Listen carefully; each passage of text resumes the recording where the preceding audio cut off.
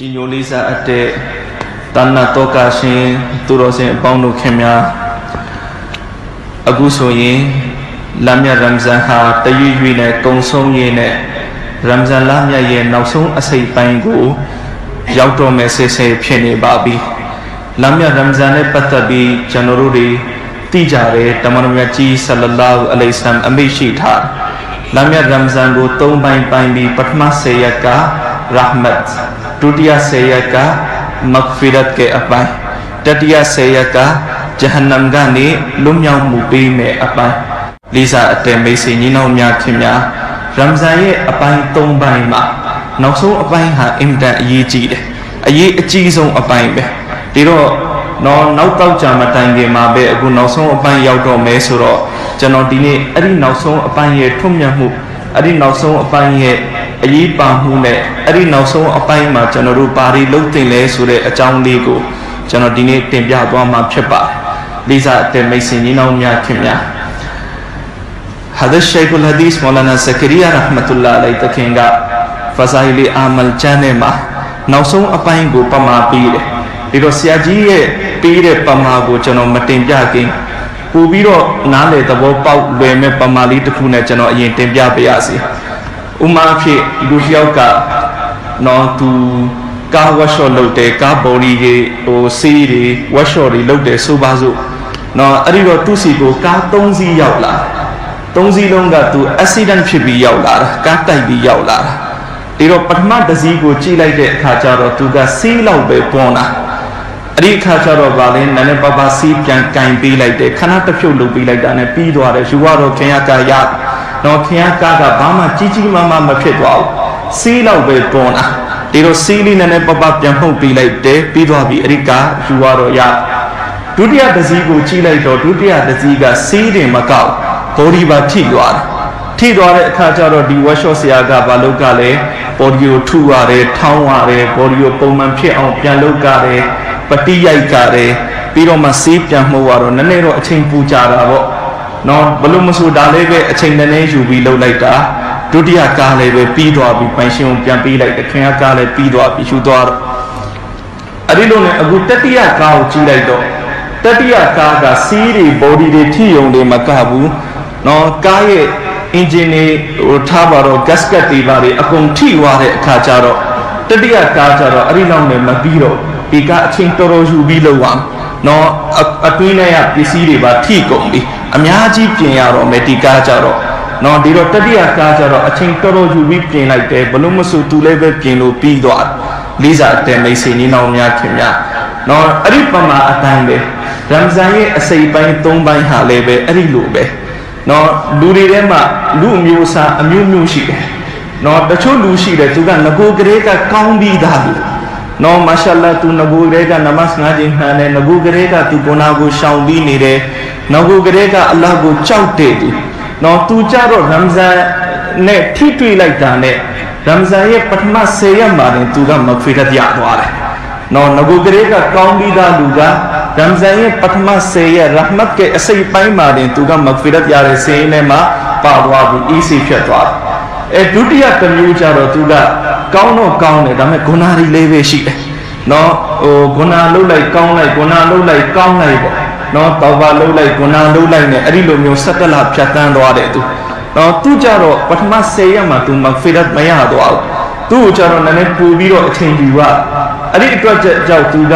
ပထမ10ရက်မှာမဖေရတ်ကစရင်နဲ့မပါပေမဲ့ဒုတိယမြောက်10ရက်ဒုတိယမြောက်ရမ်ဇန်ရဲ့ဒုတိယ10ရက်ရောက်လာတဲ့အခါအဲ့ဒီ10ရက်အတွင်းထဲမှာသူလည်းပဲမဖေရတ်ရသွားတယ်လေးစားတဲ့မိတ်ဆွေညီနောင်များခင်များဒါကဒုတိယလူတတိယလူကျတော့အခုနောက်ဆုံးကားလူမျိုးပဲသူကအမြဲတမ်းဂုဏကြီးပဲလှုပ်လာတယ်သူကောင်းမှုဆိုတာကသူ့မှာနည်းနည်းပါးပါးပဲပါတယ်နမတ်လည်းထိကာနာမရှိဘူးဂုဏကြီးပဲများသောအဖြစ်လှုပ်နေဂုဏတပုံတပန်းကြီးနဲ့အဲ့ဒီလိုလူကြတော့သူကပထမ10ရက်မှာလည်းမဖီရတ်ကစင်းနဲ့မပါဘူးဒုတိယ10ရက်မှာလည်းပဲသူမဖီရတ်ကစင်းနဲ့မပါဘူးတတိယ10ရက်ရောက်မှသူမဖီရတ်ကစင်းနဲ့သူပါသွားလိမ့်မယ်လေးစားတဲ့မိတ်ဆွေညီနောင်များခင်များအဲ့ဒါရှိခ်အလ်ဟာဒီစ်မောလာနာဇကရီယာရဟ်မတ်တူလာအလိုင်တခင်ကဒီရမ်ဇန်ရဲ့အပိုင်း3ပိုင်းကိုဖဇာအီလီအာမလ်ချမ်မှာအဲ့ဒီလိုရှင်းပြထား နော်ဒါကြောင့်ပထမ10ရက်ကရဟ်မတ်နော်ကောင်းပြီးသားဘန္တာကျတော့ရဟ်မတ်လေးနဲ့ထိလိုက်တာနဲ့မဂ်ဖီရတ်ရသွားဒုတိယ10ရက်ကျတော့မဂ်ဖီရတ်के10ရက်နော်နည်းနည်းပါးပါးဂုဏရှိတဲ့သူကလည်းအလ္လာဟ်မဂ်ဖီရတ်के 10ရက်မှာသူ့ကိုအလ္လာဟ်မဂ်ဖီရတ်ချီးမြှင့်လိုက်နော်တတိယနော်ဂုဏရီတပုံတပန်းကြီးနဲ့လာတဲ့သူကဒီတိုင်းသာတည်သွားရင်သူဂျဟန္နမ်ကိုရောက်မှာကျင်းတယ်နော်အဲ့ဒီလူကြတော့နောက်ဆုံး10ရက်ဂျဟန္နမ်ကနေလွတ်မြောက်မှုပေးမဲ့10ရက်ကြတော့မှသူဘာဖြစ်သွားလဲမဂ်ဖီရတ်ရသွားလိစာအတန်မိတ်ဆွေကြီးနောက်များခင်ဗျာဒီတော့ကျွန်တော်တို့ကိုစဉ်းစားကြည့်ရမယ်နော်အခုဆိုရင်တော့ဒုတိယမြောက်10ရက်တော့ပြီးလူခံပြီးဖြစ်နေပြီငါမဂ်ဖီရတ်ရတဲ့စည်နဲ့မှာပါသွားပြီလားနော်ငါကြံနေသေးလားနော်ပထမ10ရက်မှာရေ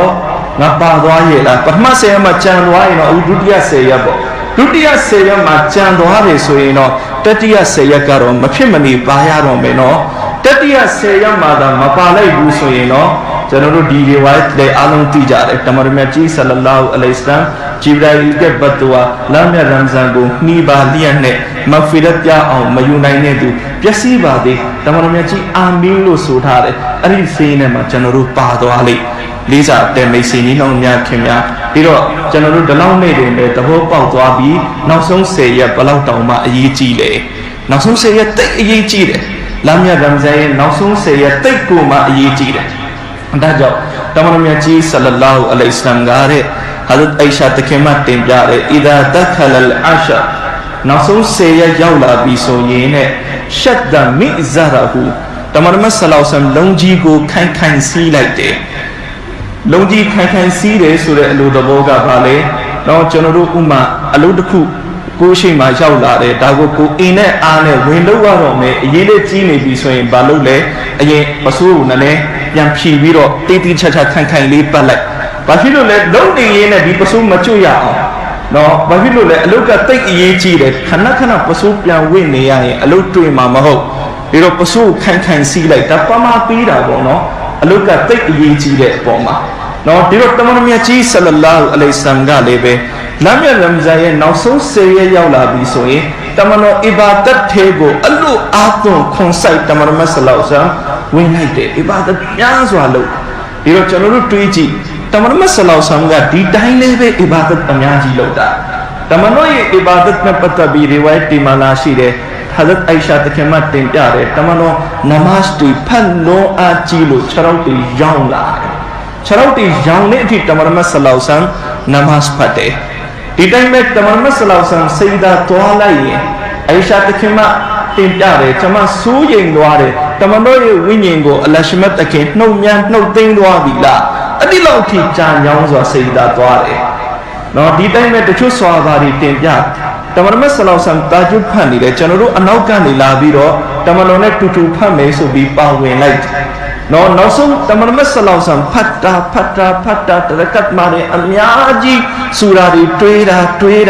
တာနော်ဆူရာဘကရာတပုံလုံးတွေးတယ်တမန်တော်ရူကူမသွားသေးဘူးဆူရာအာလီအီမရန်ပြီးတော့တယ်တမန်တော်ရူကူမသွားသေးဘူးဒီတော့ဆာဘာတပတ်တင်ပြတယ်ကျွန်တော်ဆိုရင်ဒီလိုတော့စဉ်းစားပြီးတယ်ငါနီယက်ပြန်ဖြတ်ပြီးငါတက်ပဲဖတ်လိုက်ရင်ကောင်းမလားမသိဘူးဆိုတော့အတလောက်တမန်တော်ဆလ္လာလဟ်အလိုင်ဟိဝါဆလမ်အီဘာဒတ်ကိုအချိန်ပေးတာဒါကပုံမှန်မှာတော့အဲ့ဒီလောက်တမန်တော်ဆလ္လာလဟ်အလိုင်ဟိဝါဆလမ်အီဘာဒတ်လုပ်တယ်ဆိုရင်နဲ့နောက်ဆုံး10ရက်မှာတမန်တော်ဆလ္လာလဟ်အလိုင်ဟိဝါဆလမ်အခုအထူးလုပ်တယ်ဆိုတော့ကျွန်တော်တို့တွေးကြည့်ဘယ်လောက်တောင်မှတမန်တော်လုပ်မလဲလေးစားအတန်မိတ်ဆွေကြီးတောင်များခင်ဗျာတမန်တော်ဆလ္လာလဟ်အလိုင်ဟိဝါဆလမ်အိတ်ချိန်ကိုမရှိသလောက်နီးလျှော့ပြီးတော့တမန်တော်ဆလ္လာလဟ်အလိုင်ဟိဝါဆလမ်ဟာလမ်းမြတ်ရမ်ဇန်ရဲ့နောက်ဆုံး10ရက်မှာအီဘာဒတ်လုပ်တယ်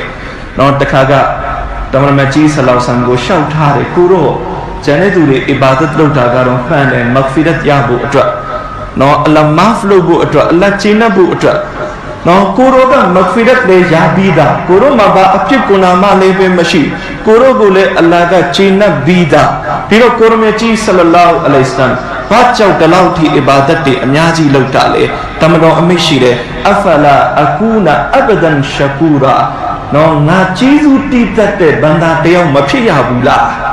းကျေးဇူးတည်တတ်တဲ့ဘန္တာတယောက်ဖြစ်ချင်လို့အလောက်ထိအီဘာဒတ်လုပ်နေတာလေးစားအတန်မိတ်ဆွေညီနောင်များခင်ဗျာဒီတော့တမန်တော်ဆလ္လာလဟ်အလိုင်ဟိဝါဆလမ်ကအကုန်လုံးအာမခံချက်ရှိပြီးသားတမန်တော်အတွက်နော်တမန်တော်ဂျန်နတ်ပြမယ်အာမခံချက်ရှိပြီးသား နော်တမန်တော်ဆလောဆမ်ကိုအလ္လာဟ်ချီနပ်ပြီးတာဒါလည်းအလ္လာဟ်ရှင်ကုရ်အာန်မှာအမိရှိပြီးတာတမန်တော်နဲ့ပတ်သက်ပြီးအလုံးစုံခွင့်လွှတ်ပြီးတာတမန်တော်မြတ်ကြီးဆလောဆမ်မာအဆူမ်နော်ဘာအပြစ်မှမရှိဘူးနော်ဒါတော့မှတမန်တော်ဒီလောက်အထိအဘာဒတ်လုပ်တယ်ဘေးအတွက်လေကြီးသူတည်တတ်တဲ့ဘန္တာတရားဖြစ်ခြင်းလို့လေးစားအတယ်မိတ်ဆွေညီနောင်များခင်ဗျာဒီရီဝတ်မှာထပ်ပြီးအမိရှိတယ်ဝါအာယာလိုင်လာကူနော်ညတာရီကိုတမန်တော်အင်မတန်နုံနုံကြကြနေတယ်ကျန်တဲ့ကာလကြီးမှာညဘက်တမန်တော်ဟာညဦးပိုင်းနဲ့အိတ်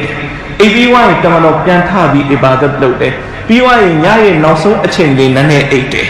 နော်ရမ်ဇန်ရဲ့နောက်ဆုံး10ရက်ရောက်လာပြီဆိုရင်တမန်တော်ဆလောဆမ်ရဲ့ညဘက်တေဟာမအိတ်တော့တော့ကိုဖြစ်သွားတယ်နော်အိတ်လည်းနည်းနည်းပပပဲအိတ်ပြီးတော့တမန်တော်ညလုံးပေါက်အဘာဒတ်လုပ်တယ်ဝါအိတ်ကဇောအဟလကူဆဘီဟဒတ်အိရှာတကေမတ်တင်ပြတမန်တော်ဆလောဆမ်ကမိမိကိုယ်တိုင်တူးတဲ့အဘာဒတ်လုပ်ပြုံးတယ်မကောက်ဝါအိတ်ကဇောနှိုးတယ်တဲ့အဟလကူမိမိရဲ့မိသားစုကိုပါမိသားစုကိုပါတမန်တော်နှိုးတယ်ထထရမ်ဇန်ရဲ့နောက်ဆုံး10ရက်တိတ်အရေးကြီးတဲ့ရက်ရောက်လာပြီဒီညနေမှာအဘာဒတ်လုပ်ကြမယ်လိစာအတမိတ်ဆွေညီနောင်များခင်ဗျာ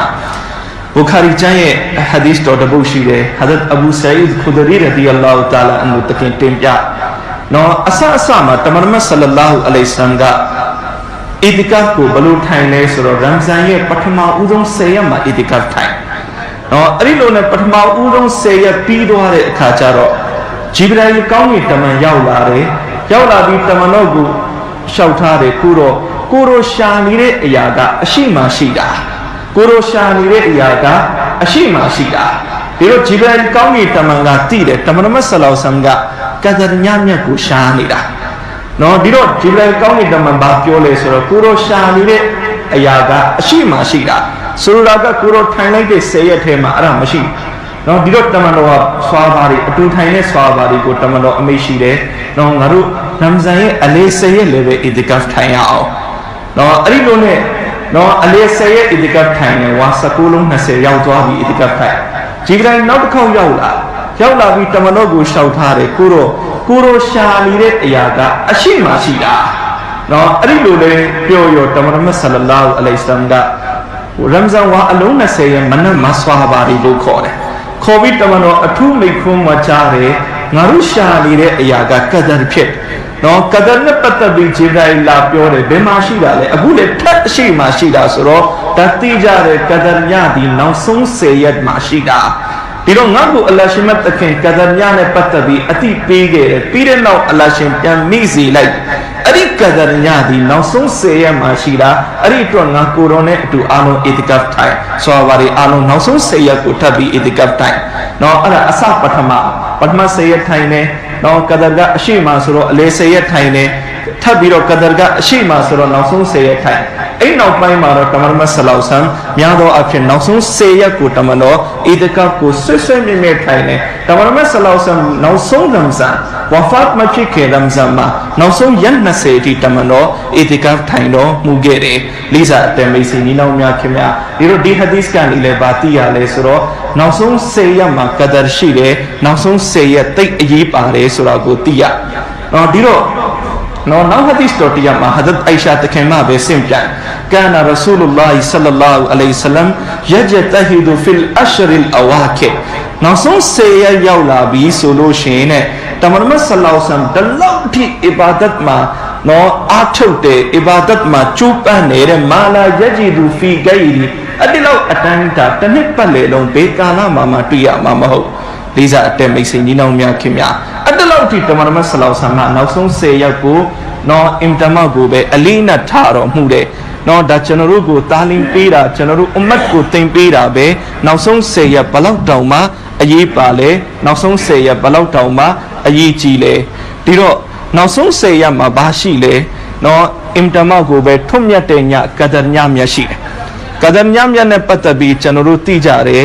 လိုင်လတ်လ်ကဒရီခိုင်ရုမင်အလ်ဖီရှာကဒ်ညဟာလာပေါင်း1000ထပ်ပူပြီးတော့တာဒီနေရာမှာခိုင်ရုန်ဆိုတဲ့စကားလုံးသုံးထားတာကလာပေါင်း1000နဲ့ဒန်းတူမဟုတ်လာပေါင်း1000ထပ်ပူပြီးတော့တာဒီတော့ကဒ်ညဟာဒီအွမ်မတ်ကိုအလ္လာဟ်အထူးချီးမြှင့်ထားတဲ့ညဖြစ်တယ် ကဒရညတိတ်ကူမှမမောစရာကောင်းတယ်ဒီတော့ကဒရညကိုတမန်တော်မြတ်ကြီးဆလောဆမ်ကိုအစကဏ္ဍဦးမှာအလရှိမြတ်တခင်အတိပေးလိုက်တယ်ကဒရညဘေညလေတိတိကျကျသူ့ပေမဲ့လေးပဲနော်နောက်ပိုင်းမှာနော်အဲ့ဒီအတိပေးပြီးမကြခင်လေးမှာပဲအလရှိမြတ်တခင်တမန်တော်မြတ်ဆလောဆမ်ကိုပြန်မိစေလိုက်ဒီဝဲတီမလာရှိတဲ့အပြင်မှာနှစ်ဦးပြဿနာဖြစ်နေတမန်တော်အဲ့ဒီပြဿနာကိုဖြေရှင်းပြီးတဲ့နောက်ကဒညမြတ်နဲ့ပတ်သက်တဲ့အတိတမန်တော်မြတ်ဆလောဆမ်ပြန်ပြီးတော့မိသွားဒါနဲ့ပတ်သက်ပြီးပညာရှင်တွေကတင်ပြတယ်နော်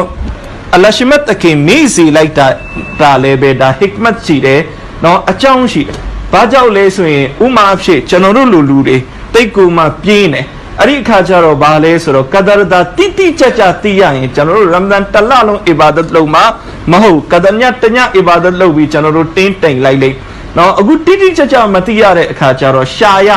နော်ရှာရမယ့်စိတ်နဲ့အနည်းဆုံးနောက်ဆုံး10ရက်မှာအီဘာဒတ်ကိုတိုးပြီးလုပ်မယ်နှုတ်မို့ဆိုရင်တော့မှနောက်ဆုံး10ရက်ကမှ9ညတွေမှာကျွန်တော်တို့အီဘာဒတ်ကိုတိုးပြီးတော့လုပ်ပြကြလိမ့်နော်အဲ့ဒီတော့ဂုဏတွေတပုံကြီးထမ်းထားတဲ့ကျွန်တော်တို့လူအတွက်အဲ့ဒီအီဘာဒတ်ရဲ့အကြောင်းကံနဲ့နောက်ဆုံးရက်လေးတွေမှာမဂ်ဖီရတ်ရသွားလိမ့်မယ်လိစာအတဲမိတ်ဆွေညီနောင်များခင်များအဲ့ဒီအတွက်ကြောင့်မို့လို့အလရှိမတ်တခင်ဟာကဒညကိုပြီးတိပြီးတော့မှအလရှိမတ်တခင်ပြန်ပြီးမေးစေလိုက်ဒီတော့ကောလာရဆူလလာဆလလာအလိုင်စလမ်တမန်မြတ်ကြီးဆလလာအလိုင်စလမ်အမရှိတဲ့တဟရရာကဒရကိုရှာဖွေပါနော်ကျွန်တော်တို့ကဒည29ရက်ညလို့ပြောတယ်နော်29ရက်ညဆိုတာကဒါကဆွာဟာဘာတွေတာဘီနေတဲ့သူတော်စင်တွေကနော်အတွေ့အကြုံအရာဖြစ်နိုင်ချေအရှိဆုံးညသည်29ညဒါပေမဲ့29ညကျင်းတီကဒရလို့ဘယ်မှမပါဘူး။နော်ဒီတိုင်းပဲဟာဒီစ်မှာလည်းပဲတမန်တော်ဆလောဆမ်ကအခုနကျွန်တော်တင်ပြတဲ့စကားလုံးတဟရရာလိုင်လတ်လ်ကဒရလိုင်လတ်လ်ကဒရညမြတ်ကိုရှာဖွေပါရှာခိုင်းလာတယ်တမန်တော်တိတိကျကျတမန်တော်မပြောထားဘူး။ဒီတော့ကျွန်တော်တို့က29တညလေးနဲ့တင်းတိမ်ပြီးနေမယ်ဆိုရင်ကျွန်တော်တို့တိတ်ကူမှနော်တိတ်ကိုမှကျွန်တော်တို့တွေဘယ်လိုပြောမလဲတိတ်ကိုမှကျွန်တော်တို့ရေးသားခုရကြနော်ဒီတော့နော်ကျွန်တော်တို့တွေအနည်းဆုံးကဒညကိုရှာဖွေရမယ်ကျူးစားရမယ်ကဒညကိုနောက်ဆုံး10ရက်ထဲမှာတက်နိုင်တဲ့လောက်များများစွာအီဘာဒတ်လုပ်ပြီးတစ်ခုခုမှတညညမှာကျွန်တော်တို့ကဒရကိုရသွားရဒီတော့တမန်တော်အမိရှိတဲ့တဟရရာလိုင်လတ်လ်ကဒရလိုင်လတ်လ်ကဒရညမြတ်ကိုရှာဖွေပါတဲ့နော်တမန်တော်ဆလောဆမ်ကဒီဟာဒီစ်မှာchess လေးပဲပြီးထားတယ်တခါမိကွန်းထုတ်တဲ့ဆရာကမိကွန်းတော့မပြောပြဘူးသို့ပေမဲ့မိကွန်းထဲမှာပါတဲ့မိကွန်းရဲ့အရေးအမပြောပြသလိုမျိုးပေါ့တမန်တော်ဘာအမိရှိလဲဆိုတော့ fil witri မညာရီမှာရှာပါတဲ့ဘေးရင်မညာလေ minal ashril awakir min ramadan ရမ်ဇန်လရဲ့နောက်ဆုံး10ရက်ကမညာရီမှာကဒညမြတ်ကိုရှာဖွေပါဆိုတော့လမ်းမြတ်ရမ်ဇန်ရဲ့နောက်ဆုံး10ရက်အခုရောက်ပြီမညာရီဟာဘေးညလေကျွန်တော်တို့ဝါ21လုံးမတိုင်ခင်ညဝါ23လုံးမတိုင်ခင်ညဝါ25လုံးမတိုင်ခင်ညဝါ28လုံးမတိုင်ခင်ညဝါ29လုံးမတိုင်ခင်ညအဲ့ဒါနော်ကဒညဖြစ်နိုင်ချေရှိတဲ့ညဒီတော့ကျွန်တော်တို့ဒီကဒနဲ့ပတ်သက်ပြီးအခုနောက်ဆုံး10ရက်မှာပလန်ကဘာလဲဆိုတော့အကောင်းဆုံးကဘာလဲရမ်ဇန်လရဲ့နောက်ဆုံး10ရက်လုံးကိုကဒညလို့သတ်မှတ်ပြီးကျွန်တော်တို့အီဘာဒတ်လုပ်ပါအကယ်၍နောက်ဆုံး10ရက်လုံးအီဘာဒတ်လုပ်ဖို့မနိုင်ဘူးဆိုရင်တော့ကျွန်တော်အခုနပြောလိုက်တဲ့9ညအိ23 21 23 25နှစ်ကိုအဲ့ဒီမတိုင်ခင်ညတွေပေါ့အဲ့ဒီညတွေမှာကျွန်တော်တို့ကြိုးစားပြီးတော့အီဘာဒတ်လုပ်ပါအင်ရှာလာအဲ့ဒီနှစ်ခုတော့ကျွန်တော်တို့လုပ်ပါတခုမဟုတ်ရင်တခုလုပ်ကဒညကိုအင်ရှာလာရသွားအဲ့လိုမဟုတ်ဘဲနဲ့29တညတည်းနဲ့တင်းတိမ်မယ်ဆိုရင်တော့ကဒညရမယ်မရဘူးဆိုတော့မသိကြဘူး။ဘာကြောင့်လဲ29ရက်ညကဒါက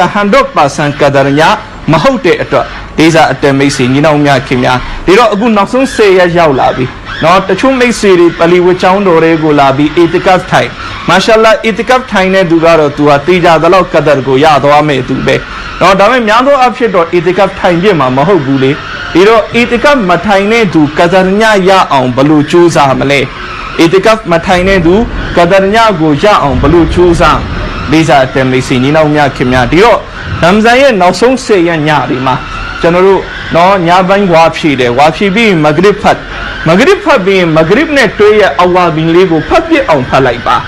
ပြောလို့မရဘူးဒီညဟာကဒရညမြတ်ဖြစ်သွားနိုင်တယ်အဲ့တော့မဂရစ်နဲ့တွေ့ရအဝါဘင်လေးကိုဖတ်ပြအောင်ဖတ်လိုက်က Kadan Yama, Adika got Ibadat net do Abe. No, Arinyama Ibadat li low light day, do a low light day swing Daku, Kadan Yama ye, a Jew a tea waya you nine light. Diro, Magrip Pido be Awa bin Palette. No, Pavido and a good Tarabi Pame, a good Chayaro Alon Tarabi, Imabe Pabicarabe. No, a good Tarabi Pate, Isha Pate, Tarabi Pat. Tarabi Pabido and General Detangi Ma A line. No, Pubita nine swing, Solatu Tasbi Palaipa. No, Pubita nine swing, Solatu Tasbi Palai. Okay, Solatu Tasbi Pabunane could leap in a solution, nothing lead a cut long my Akin Palai. A nazo mo. No, Pubita nine and Hakulon Papu Gaunabo. No, again, a nazo no nothing lead a cut loud, my Akin Palai, Tarabi a plain tapu. No, Peter Nauma, a Mabio swing at General Corantilla, what the body logo, no, that Toromia Ramzala and Yari swing, no, eight Georgia, nearly, a general, no, or a ABY, Eagani, now so say Yama, so tabu general choose Aba. No, Karan Lebe so tame, Sedi Matang, now so say Yama, Pubiro so sota. So tabi, Tajut Namasko, Shirikat Papi on Pat. No, Pigare Yatima, the Shuyam at the Chutajut Mayao. The Shuyare Dulan Naraka, Liraka Laube, Nidoarashi. Now so say Yama, Chanaru, Tajut Namasko, and Nazon Shirikat Lauyao, Papa. No, Pabi wine, Chanaru, within Yaba Mama Pataya, and within Pame, Pabi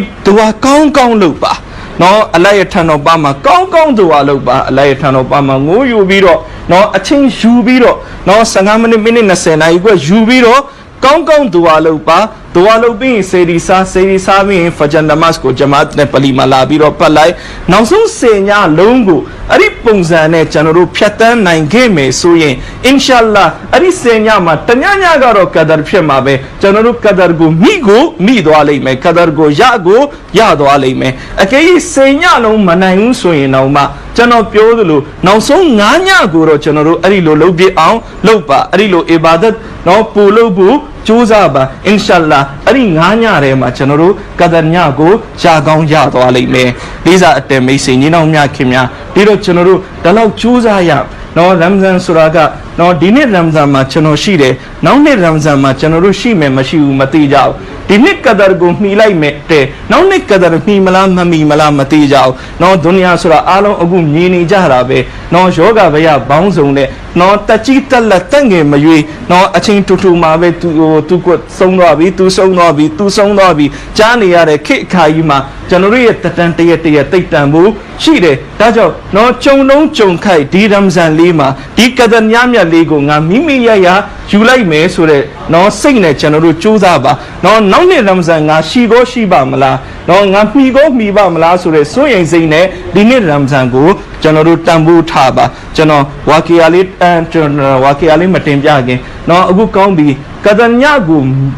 ti ya yin Padua Tawa Male, Hazat Aisha the Kemaga, Tamarmia Chigo shout haro, Tamarma Salau Samga Timpire, Tidua Tamba, Allahumma innaka afuwun tuhibbul afwa fa'fu anni. Adebega Bale, Allahumma O Allah, innaka mocha ashimya kare, afuwun, Quinoto Hudo Ashim Pete, tuhibbul afwa. Quinlo Chingo, Nitato Hudo Shenle, Pete, Fafu Anni, Chanogu, Quinoto Huba. Diro Aridua Ligo Chabi, now so say Yake Nyari, ma Chanoro Tiny Yene, no Namasma Pau, Tashalo Malone, you say Tidua Pan, Allahumma innaka afun to Hibbul Afwa, Fafu Anni, Satifis General, Tiduago Pani, but now so say Kenyari ma, Nyam Yonswa Tiduago Pap. No Chanawaki Ali, the Kunaku Timbiabi, Negon Cholai.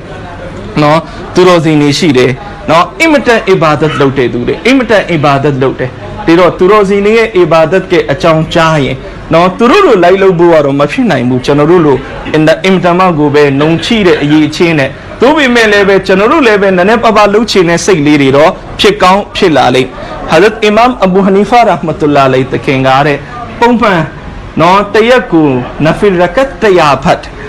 no, Nafil Rakat Taya Pat. No, Taya Pato Tia, Lantwani, and Lama Lunayoka, Sagapio Nira, Ain't Lunayoka, Imam Sab go to the YouTube, ya, tubo, no, Dipoku Jibo, Tayaku Nafirakat Naya Panira. I'm gonna get Pata or Taya Bepat. I'm a Hulunayoka Naya Lupiola at the Imam Sabsi go Chala ya.